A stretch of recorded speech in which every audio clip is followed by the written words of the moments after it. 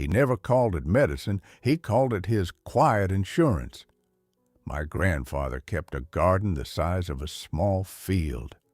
I asked him why he grew certain plants, the tall ones, the trailing ones, the ones that looked like things had gotten away from him, and he'd give you the same answer every time.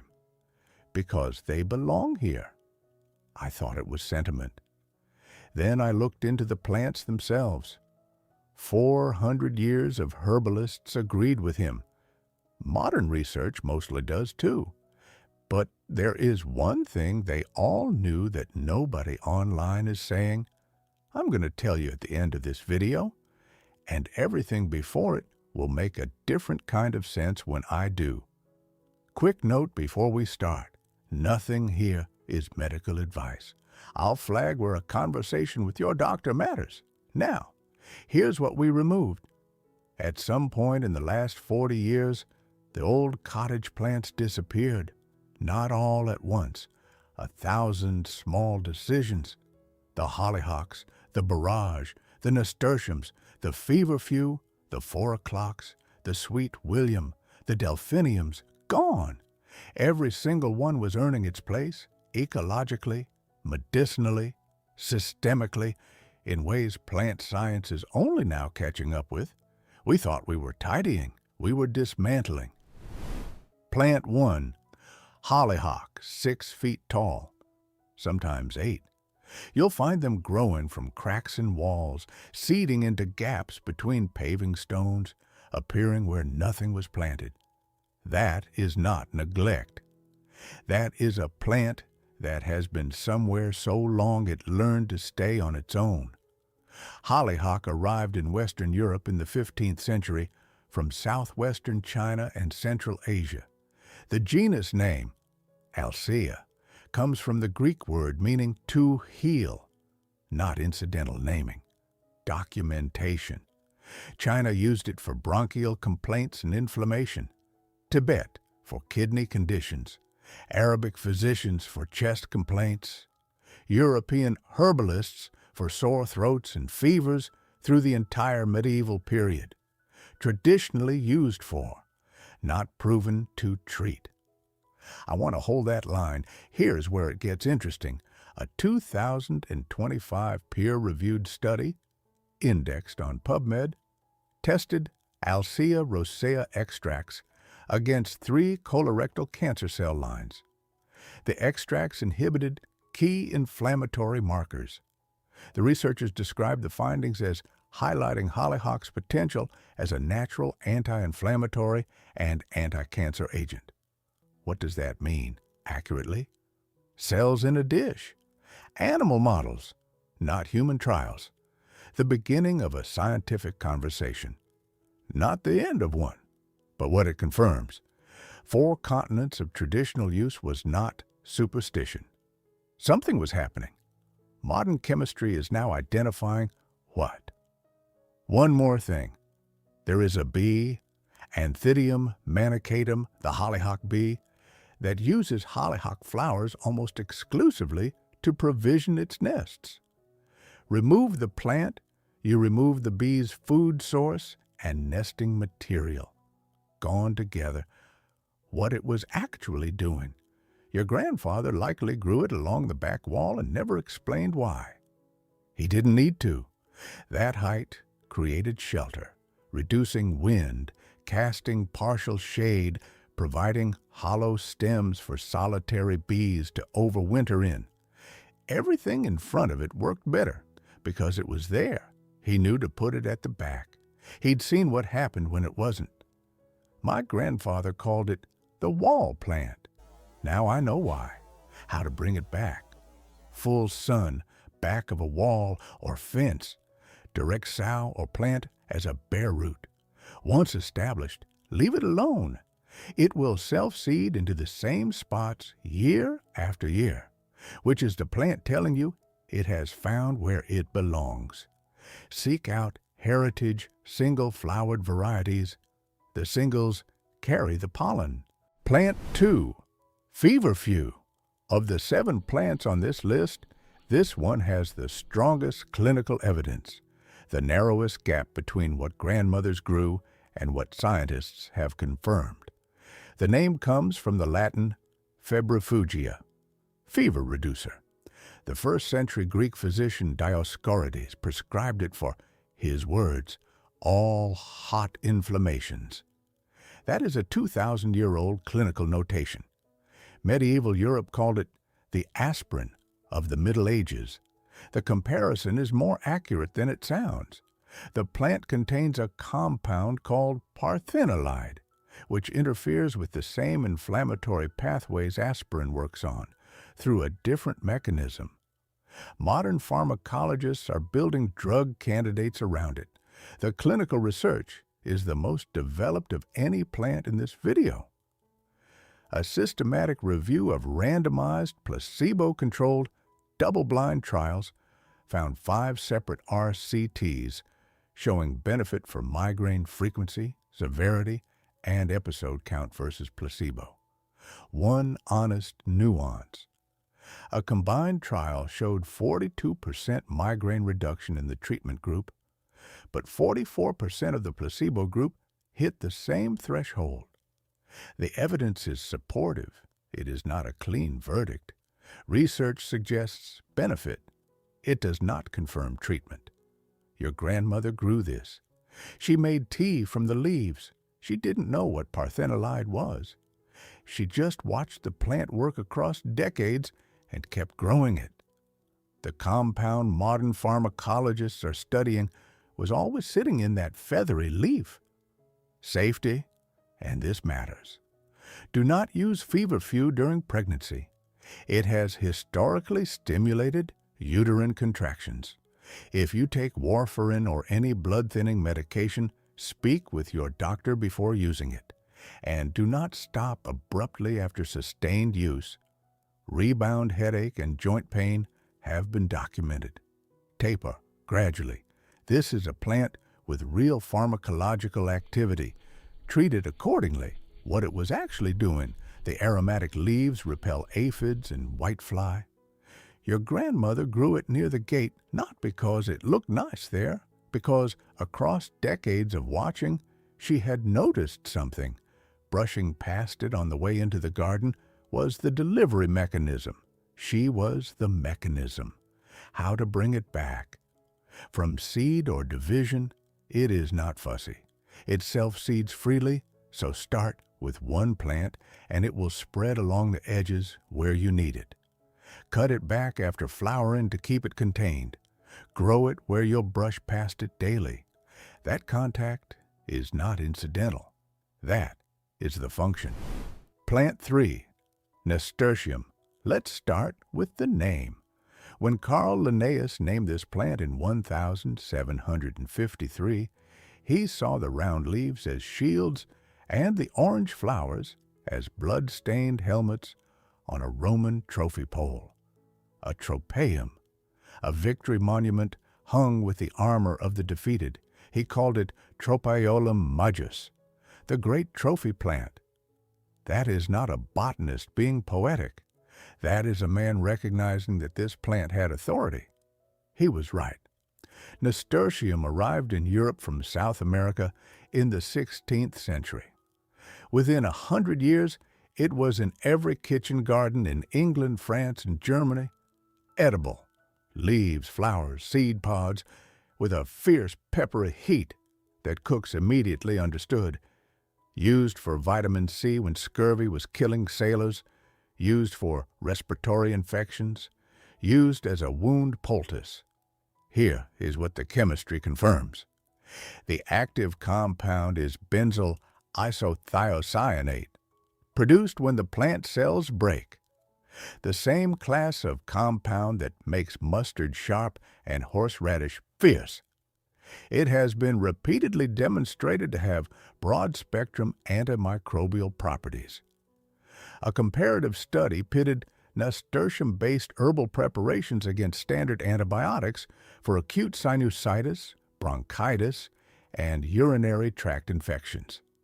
The herbal preparations showed comparable efficacy, not superior, not universal. Comparable. In that study, in that setting. That is its exact weight, and I won't give it more. The unripe seed pods carry the highest concentration of active compounds. Your grandmother pickled them. She used them like capers. Safety, fine as food. Concentrated preparations can irritate the digestive tract. Avoid medicinal quantities during pregnancy. If you're on medication, speak with your doctor before using it in any regular form. What it was actually doing, she grew nasturtiums next to her vegetables and told you they helped. She was right.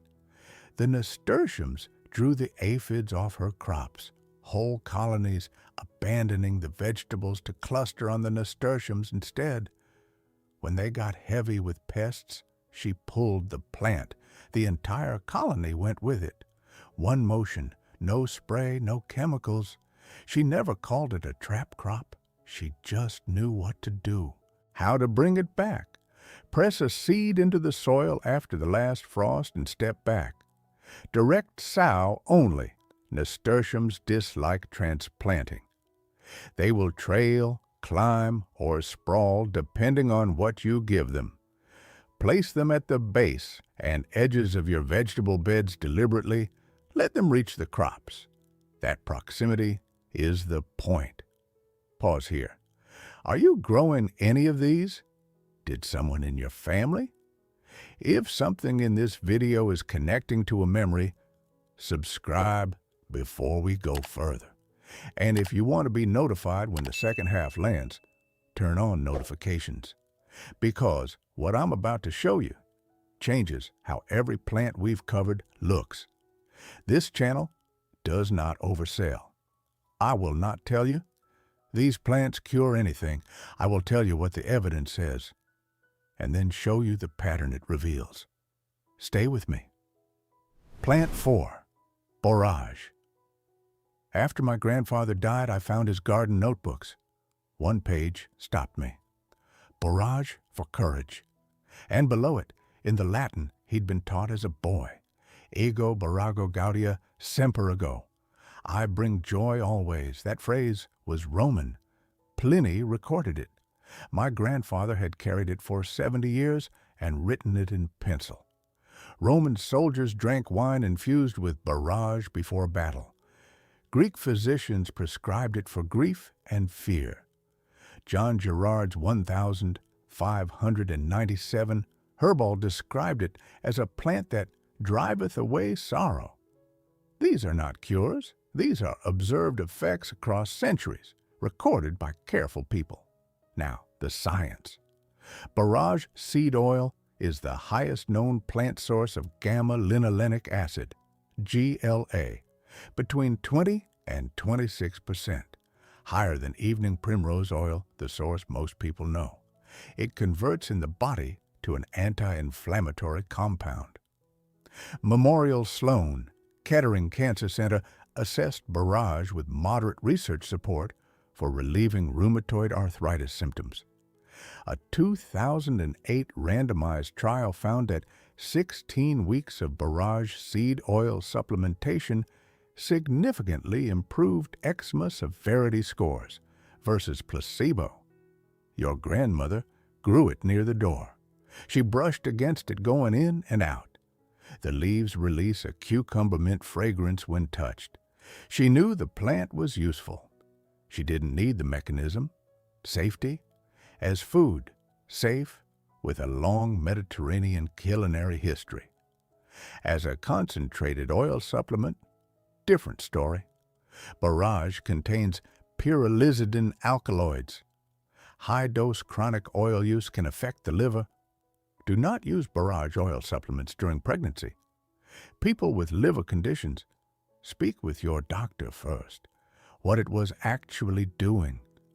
She grew it near the door. She grew it near the vegetables.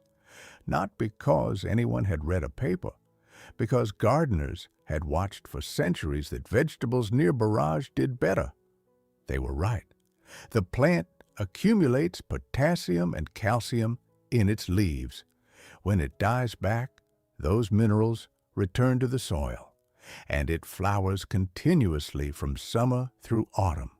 with extraordinary nectar output. Beekeepers have known for centuries a field of barrage is a field of honey. Your grandmother understood both things without needing either name. How to bring it back? Direct sow after last frost. It self-seeds prolifically. Plant it once, and it tends to return year after year without being asked. Give it room. It grows large and sprawling. Place it near your vegetables deliberately, not as an afterthought. That is the whole design.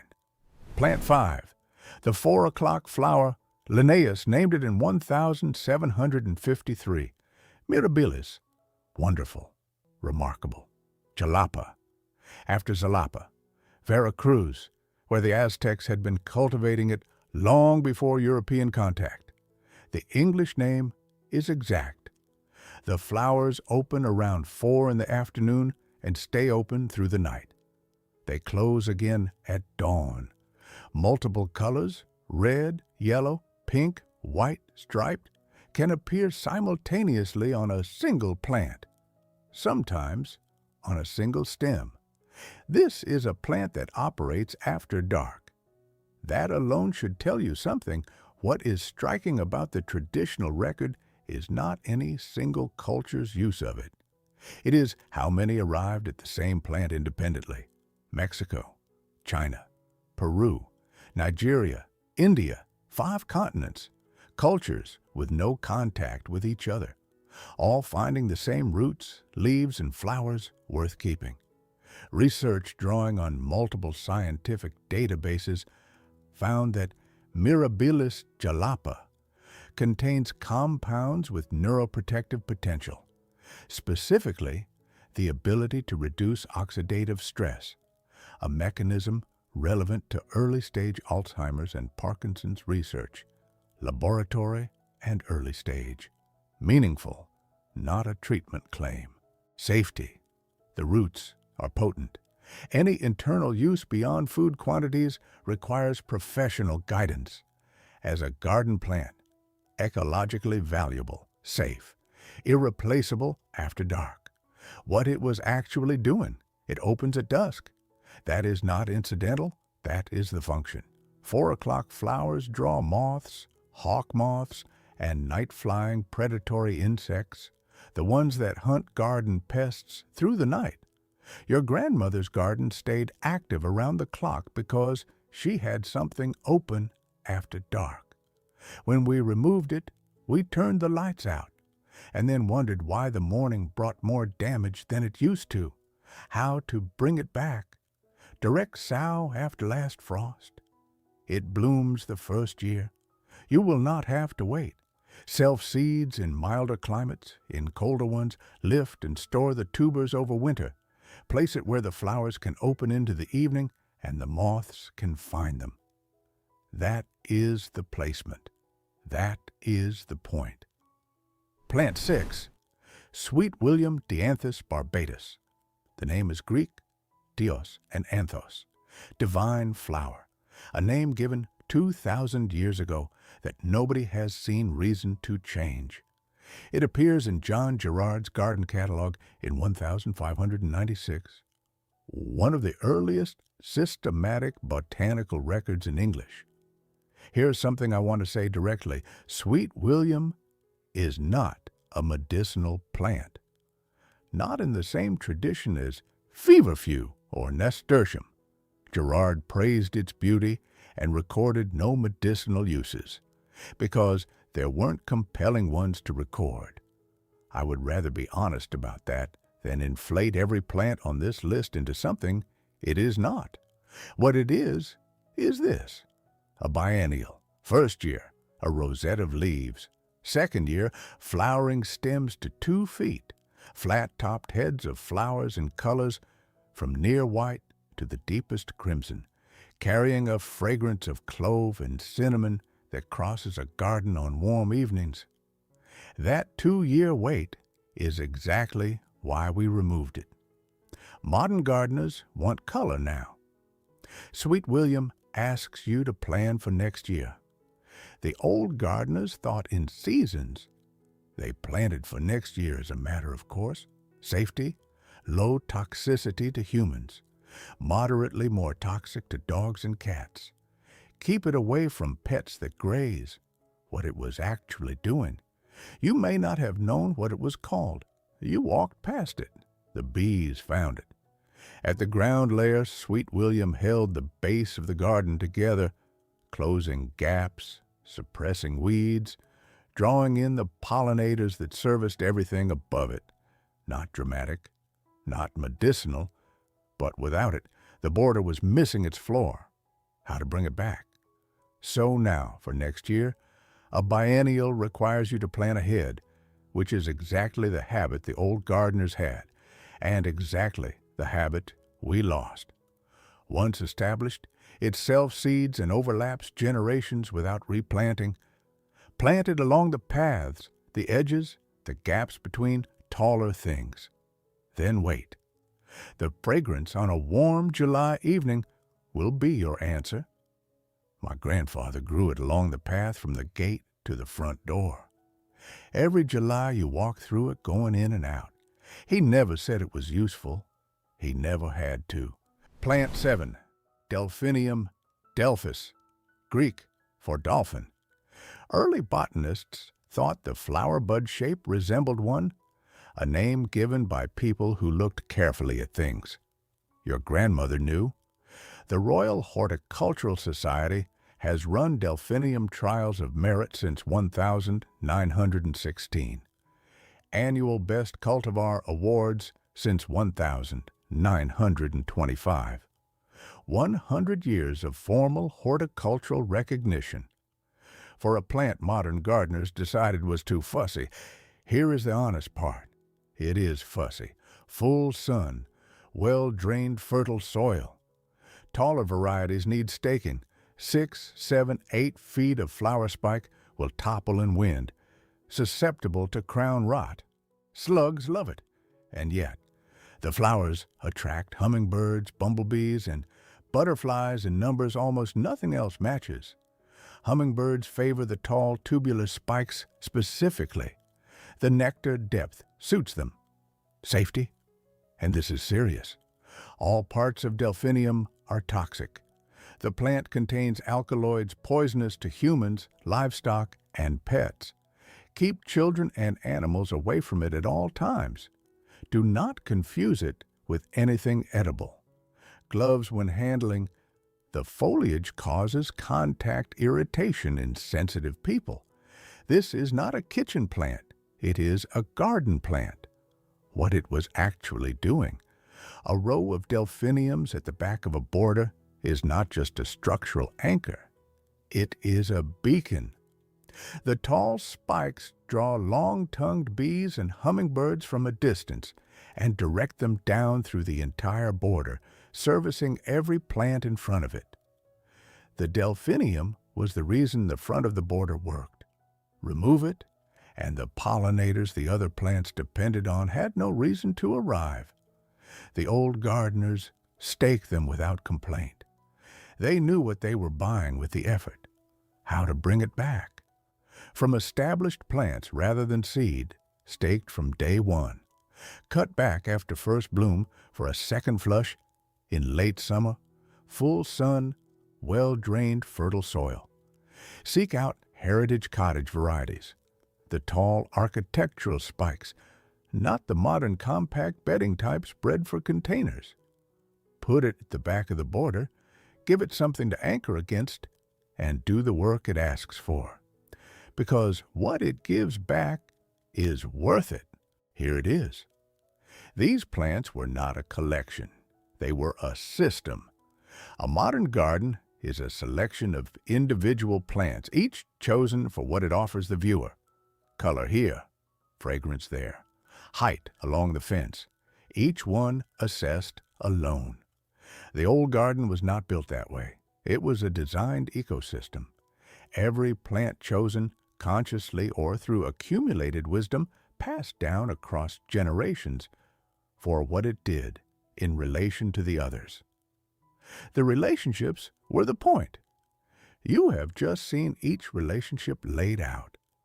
The hollyhock providing shelter, the feverfew guarding the path, the nasturtium pulling pests off the crops, the barrage feeding the soil and the bees, the 4 o'clock flower keeping the garden alive through the night, Sweet William holding the ground layer, the delphinium drawing in the pollinators that made everything else possible.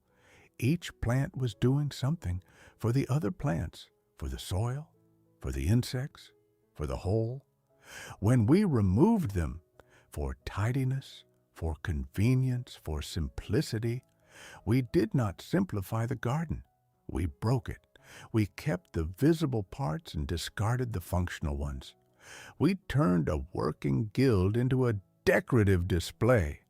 And then we wondered why the vegetables had more aphids, why the bees stopped coming, why the garden needed more water, more fertilizer, more spraying, more effort every single season. It wasn't bad luck. It was a dismantled ecosystem asking to be put back together. You do not rebuild the whole thing at once. Pick 3, the ones that match a memory, fill a gap, or surprised you most in this video. Start there, let them self-seed, add 1 more next season. 1 word on sourcing.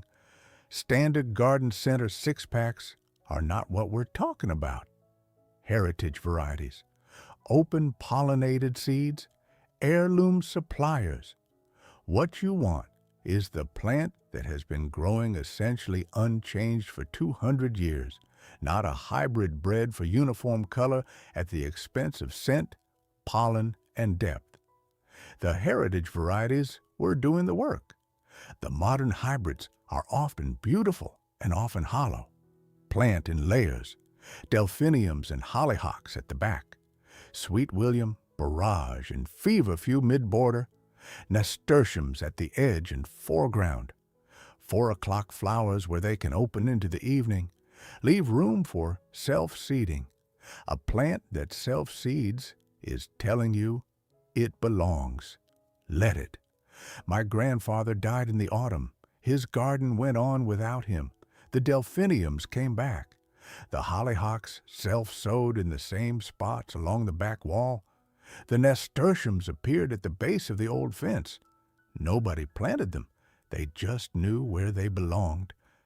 I stood in that garden 3 years after he died and finally understood what he'd meant. Because they belong here.